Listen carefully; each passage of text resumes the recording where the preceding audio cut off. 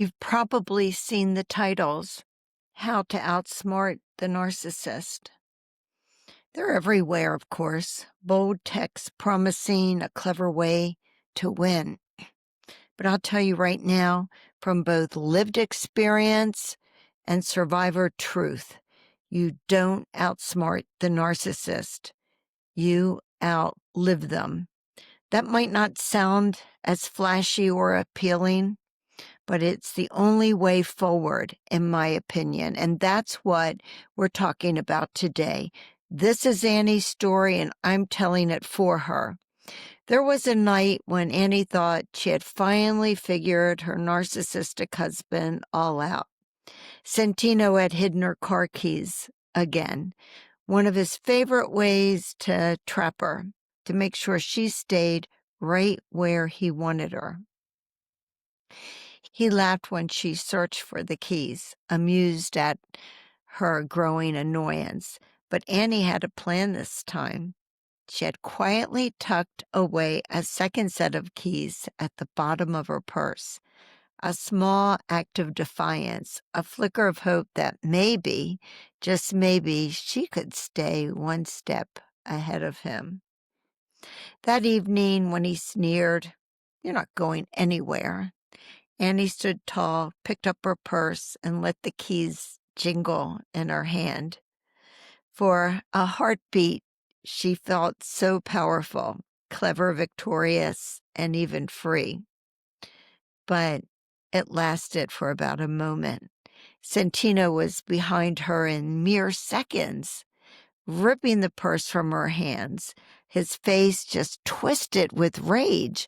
Her so-called victory, it didn't free her. It escalated the danger. That night, Annie realized something vital. This wasn't a game she could win by being smarter. And she was smarter.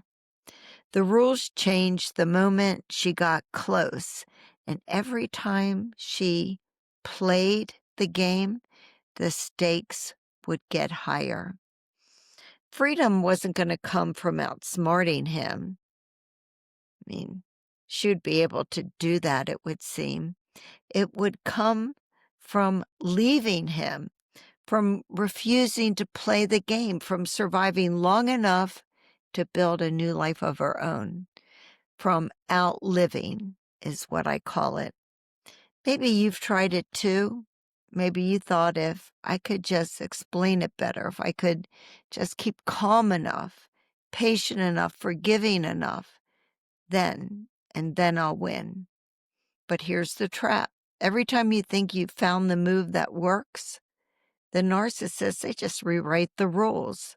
What used to soothe them suddenly enrages them. What used to work gets turned against you. That's why I think when trying to outsmart them, it's just exhausting. It keeps your eyes on their game and not on your life. It doesn't make any sense. That's why victories can feel hollow. Because the truth is, the game you're playing with the narcissist is unwinnable. Real survival means refusing to play their game. Real freedom begins when you stop looking for clever moves and start building a different life. One where the narcissist no longer has the power over you and no longer is in a position to set the rules. Where you reclaim your voice, your body, your future.